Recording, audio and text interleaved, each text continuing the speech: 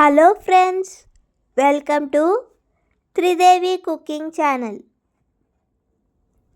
గుమగుమలాడే మసాలాలతో చేసిన స్పైసీ చికెన్ కూర. రోజుకు 3 పూటలు కూడా చికెన్ కూర ఉంటే చాలు అని తినేవాళ్ళు ఎంతమంది? కామెంట్ చేయండి. రుచికరమైన చికెన్ కూరను చేయడానికి ముందుగా ఒక కుక్కర్లో 3 గరిటెల నూనెను వేసుకోవాలి. నూనె బాగా వేడవ్వనివ్వాలి. నూనె బాగా వేడయ్యాక అందులో బిర్యానీ స్పైసెస్ వేసుకోవాలి.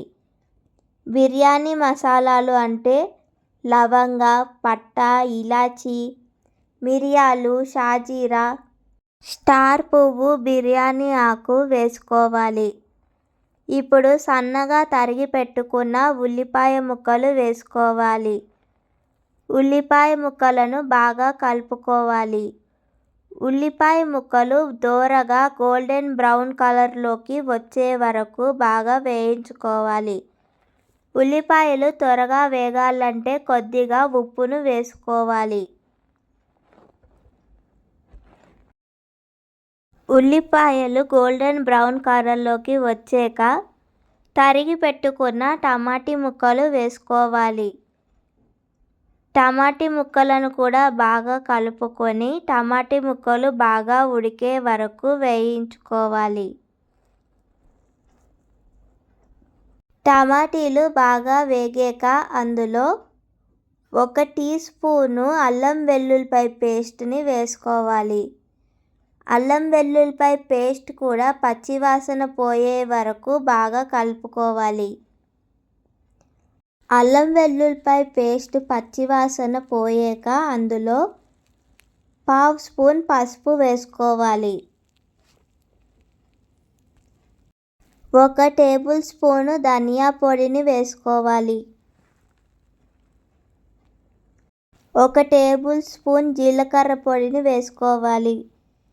ధనియా, జీలకర్ర పొడిని బాగా కలిసేలాగా కలుపుకోవాలి.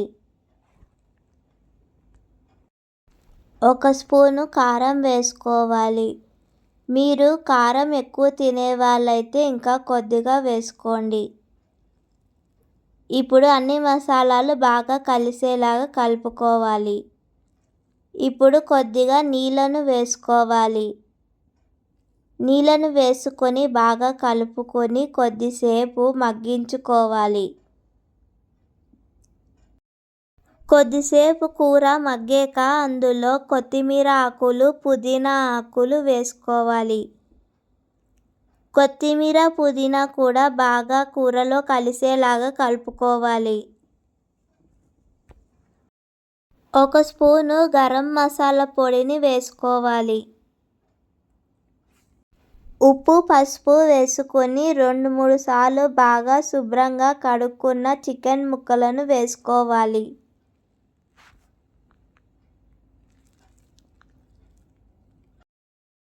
చికెన్ ముక్కలకు అన్ని మసాలాలు, ఉప్పు, కారం, పసుపు అన్నీ బాగా పట్టేలాగా బాగా కలుపుకోవాలి. చికెన్ ముక్కలను కొద్దిసేపు ఉడకనివ్వాలి.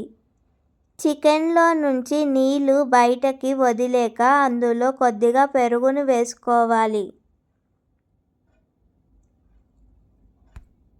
పెరుగుని కూరలో బాగా కలిసేలాగా కలుపుకోవాలి.